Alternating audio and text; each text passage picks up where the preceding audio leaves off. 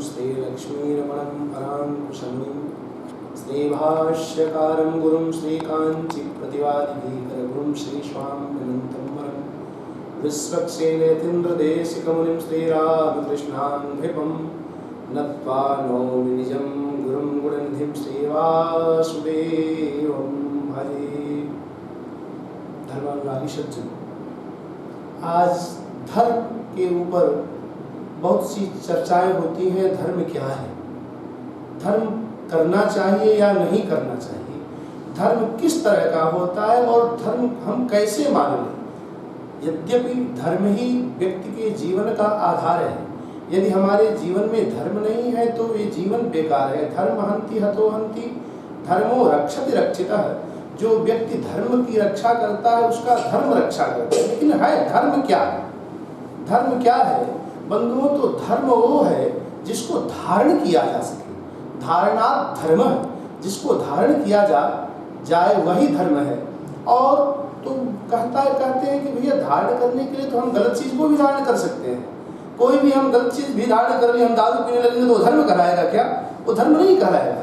लेकिन जो धारण करने योग्य है, जिसको शास्त्र आज्ञा देता है, धर्मं भजस्व सततम त्यजलोक धर्मान, धर्म का भजन करना चाहिए और प्रयास पूर्वक लोक धर्म जो है, संसार के प्रति मेरा क्या धर्म है, इसको छोड़ करके लोक धर्म क्या है? तो लोक धर्म माता पिता और आचार्य आदि की अपने से बड़ों की आज्ञाओं का पालन करना, ये सामान्य धर्म है। वस्तुतः धर्म तो सामान्य धर्म, विशेष धर्म, विशेषतम धर्म और विशेषतर धर्म।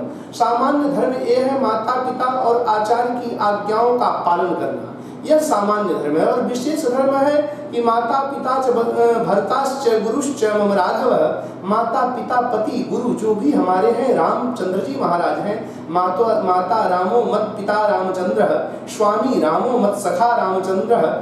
हमारे राम जी माँ हैं, पिता हैं, भाई हैं, गुरु हैं, सब कुछ हैं राम जी। तो राम जी कौन है? तो रामो विग्रहवान धर्म, श्री रामचंद्र जी महाराज शारीरिक धर्म है।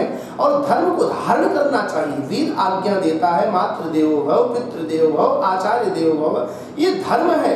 और धर्म का भजन करने के लिए भागवत महापुराण में गोकर्ण जी महाराज अपने पिता आत्मदेव जी महाराज से कहते हैं, पिता किस चक्कर में आप पड़े हैं? देह हड्डी मांस खून के चक्कर में मत पड़िए। देहस्तिमांस रुद्रे भीमतिम त्यजत्वम।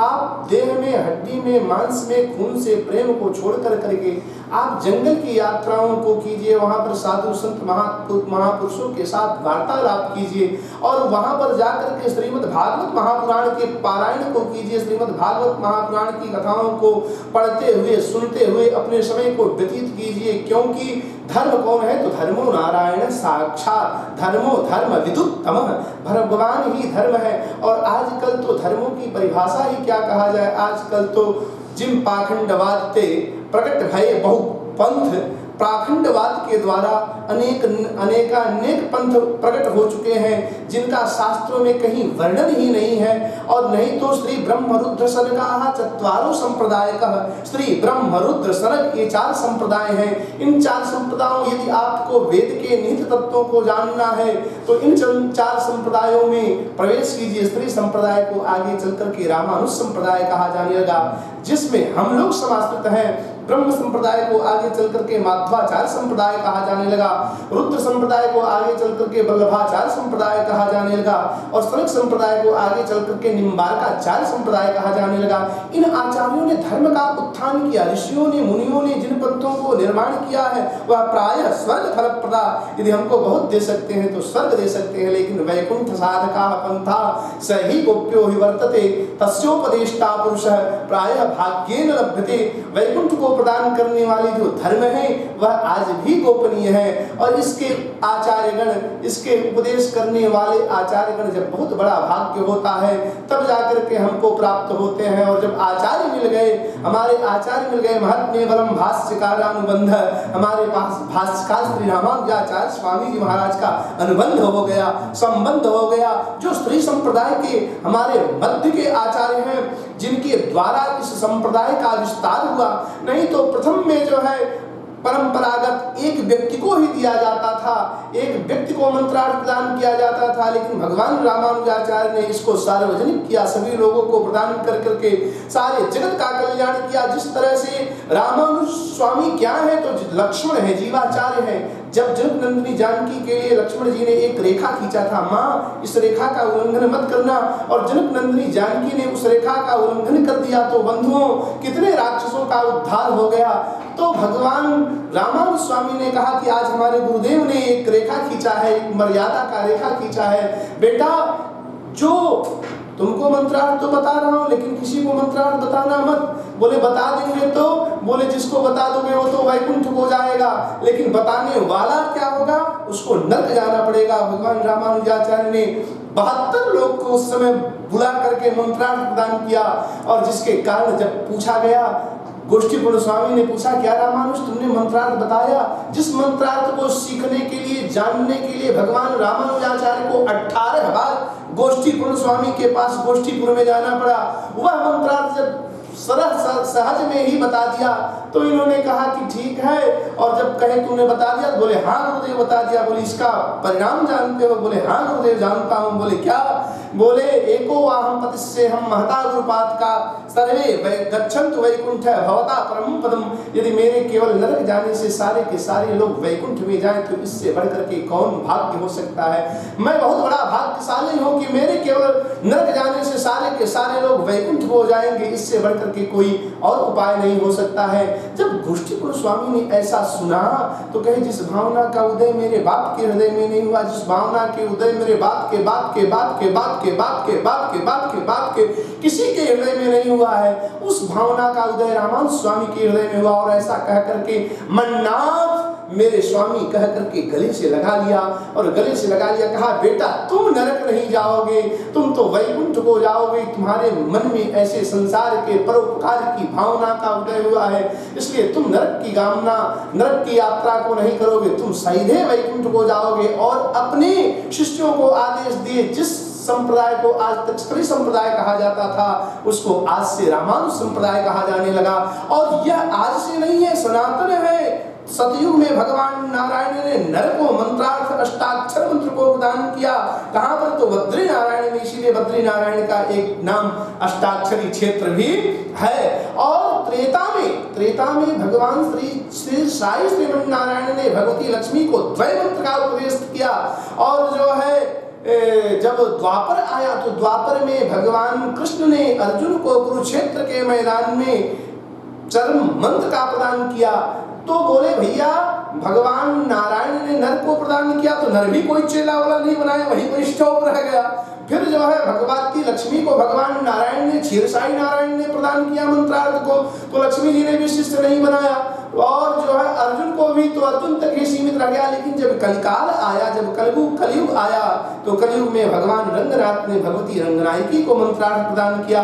और भगवती रंगनायकी ने तीनों मंत्रों को और विश्वक्सेन जी महाराज को प्रदान किया। विश्वक्सेन जी महाराज ने सचकोप सूर्य को प्रदान किया। इस तरह से लक्ष्मीनाथ समारंभाम नाथयामृत मध्यमाम अस्मदाचार्य पर्यंताम वंदे गुरु परंपराम। इस तरह से हमारी गुरु परंपरा आई। और यह धर्म आज का नहीं है, सनातन धर्म है। जितने भी धर्म उत्पन्न हुए हैं सब सनातन से उत्पन्न हुए और सारे के सारे सनातन के ही दुश्मन बन चुके हैं। बंधुओं यदि कोई एक व्यक्ति हमसे कटता है तो ये जान लो वो हमसे कट केवल नहीं रहा है, एक हमारा शत्रु तैयार हो रहा है। और अपने स्वधर्म रक्षसाम वीरु, अपने धर्म में मर जाना, मिट जाना, समाप्त हो जाना ये अच्छा है, लेकिन दूसरे का धर्म बड़ा भयावह होता है। हम जो है आज थोड़ी सी लालच में आकर के कुछ लोग पैसे का लालच दे रहे हैं, कुछ लोग नौकरी का लालच दे रहे हैं। हम ईसाई धर्म को स्वीकार कर ले, क्रिश्चियन बन जा रहे हैं, हम अनेक धर्म को, इस्लाम को स्वीकार कर रहे हैं। बंधुओं अपने धर्म में मर जाना, मिट जाना अच्छा है, लेकिन दूसरे का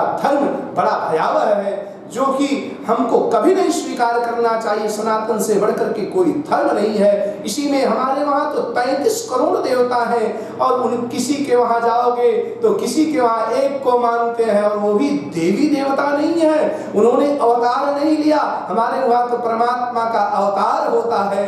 तमद्भुतम बालकम भुजक्षणम चतुर्भुजम शंखगदाधारम। और सनातन धर्म में परमात्मा भी आते हैं तो गुरु की सत्ता को मानते हैं, क्योंकि धर्म है। नास्तिक भी गुरु की सत्ता को मानता है, आस्तिक भी गुरु की सत्ता को मानता है। यह धर्म है, धर्मो धर्म विरुद्धोत्तम है। ऐसे भगवान धर्म के अवतार साक्षात रामचंद्र जी महाराज, रामो विग्रहवान धर्म है। ऐसे धर्म का हमको पालन करते हुए अपने जीवन में, हमारा धर्म क्या है? सामान्य धर्म है माता पिता के वचनों का पालन करना। राम जी ने जिसका पालन किया, माँ ने कह दिया कि बेटा जंगल को जाओ तो जंगल की यात्रा कर लिया। विशेष धर्म क्या है? हमारे माता पिता गुरु जो है सब हमारे राम जी हैं। इस धर्म का पालन कौन किया? तो लखनलाल ने किया। बोले विशेषतम धर्म क्या है? तो आज्ञा समरस साहिब सेवा। आज्ञा के समान अपने स्वामी की कोई सेवा नहीं है, जिसका पालन भरतलाल ने किया।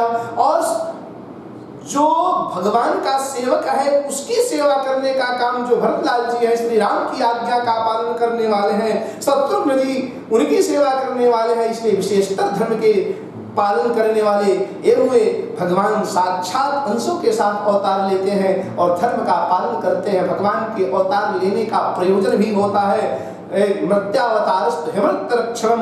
मृत्युलोक में भगवान के अवतार लेने का मतलब है कि मृत्युलोक के प्राणियों को रक्षा करना और उनको उपदेश देना, किस तरह से चलोगे तो तुम्हारा कल्याण होगा। जय श्री